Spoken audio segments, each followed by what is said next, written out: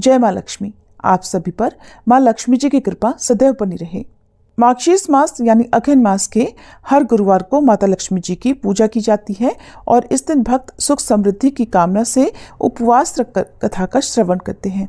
माता लक्ष्मी जी की पूजा में कोई कमी न रह जाए, इसलिए पूरे विधि विधान के और नियमों के साथ ही पूजन करना चाहिए।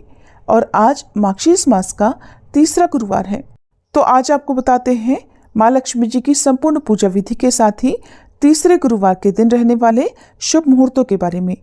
इस बार मार्गशीर्ष मास का तीसरा गुरुवार है 5 दिसंबर को और इस दिन ब्रह्म मुहूर्त सुबह 5:22 से 6:10 तक रहेगा। सूर्योदय होगा सुबह 6:58 पर, सूर्यास्त शाम 5:36 पर। वृद्धि योग भी इस दिन बन रहा है, जो कि अपने आप में सभी कामनाओं को पूर्ण करने वाला है। तो वृद्धि योग दोपहर 12:27 तक रहेगा और बाद में ध्रुव योग प्रारंभ हो जाएगा। माता लक्ष्मी जी की पूजा का प्रातःकाल मुहूर्त सुबह 5:38 से 7 बजे तक रहेगा। शाम की पूजा का मुहूर्त शाम 5:24 से 6:46 तक रहेगा। गोधूली मुहूर्त रहेगा शाम 5:21 से 5:49 तक। माता लक्ष्मी जी की पूजा आपको गोधूली मुहूर्त में अवश्य करनी चाहिए। राहु काल, जो कि अशुभ मुहूर्त माना जाता है, इस दिन दोपहर 1:30 बजे से 3 बजे तक रहेगा। चलिए अब आपको बताते हैं कि आज आपको माता लक्ष्मी जी का पूजन किस तरह से करना है। माता लक्ष्मी जी की पूजा करने के लिए आपको एक दिन पहले तैयारी करनी होती है, जिसमें आपको बुधवार को अपने घर आंगन को गाय के गोबर से लीपना होता है और आटे के घोल से आपको सुंदर अल्पना या फिर चौक पूरना होता है। घर के द्वार, आंगन और मंदिर में जहाँ पर आपने चौकी बिछाई है, वहाँ पर आपको चावल के आटे के घोल से अल्पना बनानी है। और ध्यान रखिएगा कि आपको माता लक्ष्मी जी के चरण चिन्ह जरूर बनाने चाहिए। कुछ लोग माता लक्ष्मी जी के चरण चिन्ह जो मार्केट में बने बनाए मिलते हैं, उनकी स्थापना करके भी पूजा करते हैं। यदि आपके पास चरण चिन्ह नहीं है, तो आप जिस तरह से दीपावली पर माता लक्ष्मी जी के चरण चिन्ह बनाए जाते हैं, उस तरह से आप चरण चिन्ह बना सकते हैं। बनाते समय ध्यान रखिएगा कि माता लक्ष्मी जी के जो चरण है वो अंदर की तरफ आते हुए होने चाहिए। अब आपको माता लक्ष्मी जी का आसन सजाना है, यानी चौकी की स्थापना करनी है।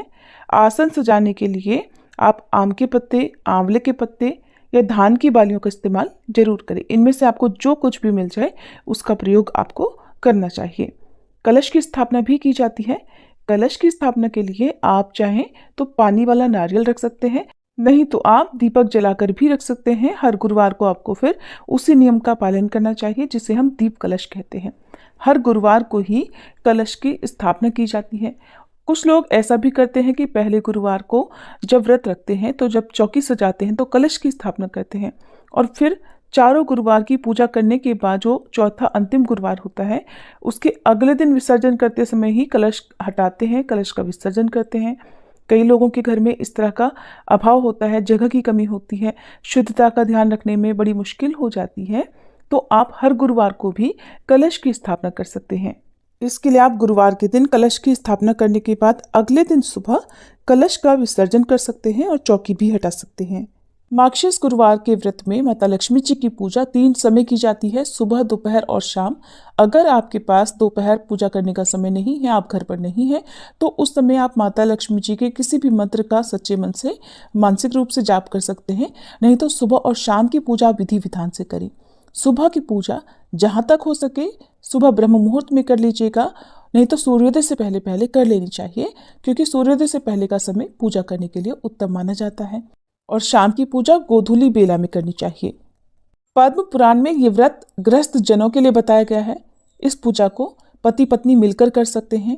अगर किसी कारण पूजा में बाधा आए तो आप इस पूजा को औरों से भी करवा सकते हैं, लेकिन खुद उपवास अवश्य करना चाहिए। लेकिन अगर आपको पीरियड्स हो रहे हैं और आप पूजा कर रही हैं या व्रत रख रही हैं, तो आपको उस गुरुवार को गिनती में नहीं लेना चाहिए और नियमों का पालन तो आपको करना ही चाहिए। कलश की स्थापना करने के साथ ही आप माता लक्ष्मी जी का आह्वान करें। पूजा उत्तर दिशा की तरफ या फिर उत्तर पूर्व दिशा की तरफ मुँह करके करनी चाहिए। सबसे पहले गणेश भगवान जी का पूजन करके फिर भगवान विष्णु, माता लक्ष्मी जी का पूजन आप करें। सभी को आप स्नान का भाव करते हुए जल का छींट अर्पित करें। यदि मूर्तियां हैं तो मूर्तियों को विधिवत स्नान कराएं। उसके बाद उन्हें पोंछकर उनका तिलक करें। माता लक्ष्मी जी को आज के दिन हल्दी का तिलक करें और माता लक्ष्मी जी को आप लाल रंग के पुष्प, यदि हो सके तो कमल का या लाल गुड़हल का या फिर आप गुलाब का पुष्प भी अर्पित कर सकते हैं। अगर इस तरह के पुष्प ना मिले तो फिर जो भी आपको मिल जाए उन्हें श्रद्धा के साथ आप अर्पित करें। माता लक्ष्मी जी का श्रृंगार जरूर करें। सुहागिन महिलाओं को श्रृंगार की जो भी सामग्री आपके पास है वो आप उन्हें अर्पित करें। श्रृंगार की सामग्री कोरी होनी चाहिए। माता लक्ष्मी जी को चुनरी चढ़ाएं। हाथ में थोड़े से अक्षत और पुष्प लेकर माता लक्ष्मी जी से अपने द्वारा की गई पूजा को स्वीकार करने का आग्रह करें, संकल्प लें। और अब अगर आपके पास माता लक्ष्मी जी की कथा की पुस्तक है तो पुस्तक का पूजन करें। माता लक्ष्मी जी के मंत्रों का जाप करें। यदि कठिन मंत्र आपको नहीं आते हैं, बहुत ज़्यादा मंत्र नहीं आते हैं, तो केवल ओम श्री महालक्ष्मी नमः या ओम धनाय नमः इन मंत्रों का आप जाप कर सकते हैं। पूजा करते समय कनक धारा स्तोत्र का या श्री अष्टलक्ष्मी स्तोत्र का चाहे हिंदी में या संस्कृत में पाठ कर सकते हैं, नहीं तो आप सुन भी सकते हैं। मंदिर में कुछ दक्षिणा चढ़ाएं और माता लक्ष्मी जी को जो भी प्रिय सामग्री है जैसे कि कमल गट्टे, कौड़ी या गोमती चक्र माता लक्ष्मी जी को अर्पित करें। अगर आपके पास श्री यंत्र है तो श्री यंत्र का पूजन आप कर सकते हैं। कौड़ियाँ यदि आपके पास पहले से ही हैं तो आप उन्हीं को एक बार फिर से शुद्ध जल से धोने के बाद उनका तिलक करके भी माता लक्ष्मी जी को समर्पित कर सकते हैं। कमल के पुष्प यदि आपके पास हो तो आप कमल के पुष्प भी माता लक्ष्मी जी को अर्पित कर सकते हैं। इस तरह से पूजा करने के बाद आप जो भी भोग प्रसाद आपको माता लक्ष्मी जी को अर्पित करना है उसे आप पहले से ही रख लें। हर गुरुवार को आपको अलग अलग भोग माता लक्ष्मी जी को अर्पित करना होता है। जैसे कि आप पहले गुरुवार को खीर का भोग लगा सकते हैं और खीर में आप केसर जरूर डालें। केसर माता लक्ष्मी जी को अत्यंत प्रिय होता है। इसके अलावा आप सिंघाड़े के आटे का हलवा, सूजी का हलवा, साबूदाने की खीर, मखाने की खीर या ड्राई फ्रूट्स की खीर भी माता लक्ष्मी जी को अर्पित कर सकते हैं। किसी खास मनोकामना की पूर्ति के लिए हर गुरुवार को माता लक्ष्मी जी की पूजा करने के अलावा कोई भी एक श्रृंगार की सामग्री माता लक्ष्मी जी को अर्पित करने के बाद उसे किसी सुहागिन महिला को दान में देनी चाहिए। ऐसा करने से सुहागिन महिलाओं का सुहाग अखंड रहता है, दाम्पत्य जीवन मधुर होता है। और अगर कुंवारी कन्याएं इस व्रत को करती हैं और सुहाग की सामग्री दान में देती हैं तो उन्हें मनोवांछित जीवन साथी की प्राप्ति होती है या विवाह में आ रही बाधाएं दूर हो जाती हैं। कथा सुनने के बाद आप कपूर जलाकर आरती उतारें। सबसे पहले गणेश भगवान जी की आरती करके आपको माता लक्ष्मी जी की आरती करनी चाहिए। समय हो तो आपको श्री लक्ष्मी चालीसा का पाठ सुबह, दोपहर और शाम तीनों समय ही नियमित रूप से करना चाहिए। आरती करने के बाद आप माता लक्ष्मी जी को पान के पत्ते पर रखकर भोग लगाएं। पान का पत्ता अगर ना हो तो आप जिस तरह से कटोरी या किसी पात्र में रखकर भोग लगाते हैं उस तरह से भोग लगा सकते हैं। और भोग लगाने के बाद पान का बीड़ा जिसमें पान, सुपारी, इलायची और लौंग होनी चाहिए माता लक्ष्मी जी को प्रेम पूर्वक, श्रद्धा पूर्वक अर्पित करें। इस तरह से गुरुवार के दिन माता लक्ष्मी जी की पूजा की जाती है। सुबह, दोपहर, शाम इसी तरह से आपको पूजा करनी है। शाम के समय आप एक दीपक उत्तर दिशा की तरफ मुंह करके माता लक्ष्मी जी का आह्वान करके या ओम श्री महालक्ष्मी नमः इस मंत्र का आप कम से कम 5 बार जाप करके माता लक्ष्मी जी से अपनी मनोकामना पूर्ति के लिए प्रार्थना कर सकती हैं और माता लक्ष्मी जी के नाम पर वे दीप दान कर सकती हैं। उत्तर दिशा की तरफ आपका मुंह होना चाहिए। दीपक की बाती माता लक्ष्मी जी की पूजा में गोल ही रखनी चाहिए। चाहे आप अपने घर में पूजा कर रहे हो मंदिर में या फिर दीपदान कर रहे हो, गोल बाती का दीपक ही आपको जलाना चाहिए। ध्यान रखिएगा कि कभी भी माता लक्ष्मी जी के पूजा में जब विसर्जन किया जाता है तो माता लक्ष्मी जी के ऊपर अक्षत नहीं छिड़के जाते हैं। आमतौर पर क्या होता है कि विसर्जन करते समय, चौकी हटाते समय अक्षत छिड़क कर फिर विसर्जन किया जाता है, लेकिन हम माता लक्ष्मी जी की पूजा इसलिए करते हैं ताकि वो स्थायी रूप से हमारे घर में वास कर सके। इसलिए आपको अक्षत छिड़कर विसर्जन नहीं करना चाहिए। व्रत रखने वाले भक्तों को केवल शुद्ध सात्विक फलाहार करना चाहिए। एक दिन पहले भी आपको शुद्ध सात्विक भोजन ही करना चाहिए और शाम के समय जो भोग आपने माता लक्ष्मी जी को अर्पित किया है उसको प्रसाद रूप में आप ग्रहण कर सकते हैं। कुछ लोग इस व्रत में अन्न ग्रहण नहीं करते हैं तो ऐसे में आप चावल की खीर की जगह पर साबूदाने की या मखाने की खीर बनाकर उसका भोग लगाकर प्रसाद रूप में ग्रहण कर सकते हैं। इस व्रत में नमक का सेवन नहीं किया जाता है। हर गुरुवार को आपको इसी तरह से पूजा करनी होती है। अंतिम गुरुवार को आपको 8 सुहागिन महिलाओं को अपने घर पर आमंत्रित करके उनको भोजन में या फलाहार में केवल मीठी वस्तुएं ही देनी चाहिए। जैसे कि आप खीर या हलवे का प्रसाद बनाकर उन्हें आप प्रेम पूर्वक ग्रहण कराएं और उसके बाद उन्हें श्रृंगार की सामग्री देकर और महालक्ष्मी व्रत की कथा की पुस्तक देकर सभी को एक एक पुस्तक देकर उनका आशीर्वाद प्राप्त करके उद्यापन कर सकती हैं। क्योंकि ये व्रत गुरुवार के दिन रखा जाता है और इस व्रत में महिलाओं या कन्याओं को सिर से स्नान नहीं करना चाहिए, यानी सिर के बाल धुलकर स्नान नहीं करना चाहिए। तो एक दिन पहले, चाहे शाम के समय या आप दिन के समय, सिर से स्नान कर सकते हैं।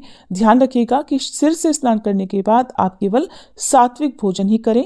एक दिन पहले आप लहसुन प्याज का या मसूर की दाल का सेवन ना करें। पूजा करने के लिए आप चाहे तो अलग से मिट्टी की मूर्ति बना सकते हैं, या फिर आपके मंदिर में जो भी माता लक्ष्मी जी की मूर्ति पहले से विराजित हैं या तस्वीर पहले से विराजित हैं, आप उन्हीं की स्थापना करके पूजन कर सकते हैं। और जब पूजा हो जाए, अगले दिन आप चौकी यदि हटाते हैं तो उन्हें वापस से मंदिर में यथावत रख दें। जो भी कमल गट्टे या कौड़ियां आपने अर्पित की हैं, उन्हें आप लाल पोटली में बांधकर अपने घर में तिजोरी में या धन रखने के स्थान पर रख सकते हैं। नहीं तो हर दिन आप माता लक्ष्मी जी के चरणों में उन कौड़ियों को या कमल गट्टों को या गोमती चक्र को अर्पित करते हुए रखें और उनका पूजन नियमित रूप से करते रहें। बहुत से लोग अगले दिन विसर्जन करते हैं। तो देखिए, गुरुवार के व्रत में ठीक अगले दिन शुक्रवार को जब आप विसर्जन करते हैं, तो विसर्जन करने वाली जो भी सामग्री है उन्हें आप दूषित स्थान पर कभी ना रखें। ऐसा करने से दोष लगता है। और जो भी चरण चिन्ह है उन्हें आप हटाने के लिए किसी कपड़े का प्रयोग पहले करें। डायरेक्ट आपको झाड़ू या पोछा उस पर नहीं लगाना चाहिए। मंदिर में आपने जो भी दक्षिणा चढ़ाई है उससे आप किसी निर्धन सुहागिन महिला को या किसी भी निर्धन व्यक्ति को दान में दे सकते हैं। हर गुरुवार को आप अपनी सामर्थ्य के अनुसार कुछ न कुछ दान भी अवश्य करें। अब आपको बताते हैं इस गुरुवार को आपको कौन सा खास उपाय करना है। भगवान विष्णु को तुलसी जी अत्यंत प्रिय हैं और जो भक्त भगवान विष्णु की पूजा के साथ ही नियमित रूप से तुलसी जी के पौधे में दीपदान करता है, उन पर भगवान विष्णु की कृपा तो बनी ही रहती है। अगर आप भगवान विष्णु के साथ साथ माता लक्ष्मी जी की कृपा भी प्राप्त करना चाहते हो, तो ऐसे लोग जो आर्थिक तंगी से जूझ रहे हो या जो लोग जीवन में कभी कर्ज ना लेने की इच्छा रखते हो, उन्हें गुरुवार के दिन तुलसी जी के पौधे पर पानी और कच्चा दूध मिलाकर अर्पित करना चाहिए। इससे धन लाभ के साथ साथ करियर बिजनेस में आ रही परेशानियां, जो बाधाएं हैं, वो भी दूर होंगी। साथ ही आपके जीवन में इतना धन रहेगा कि आप कभी कर्ज लेने की स्थिति में नहीं आएंगे। इस उपाय को आपको सुबह की पूजा करने के बाद ही करना है। वैसे तो आप किसी भी गुरुवार को इस उपाय को कर सकते हैं। ध्यान रखिएगा, अगर मन में पूर्ण विश्वास हो तभी ये उपाय फलित होगा। ये थी आज की वीडियो। उम्मीद है आपको पसंद आई होगी।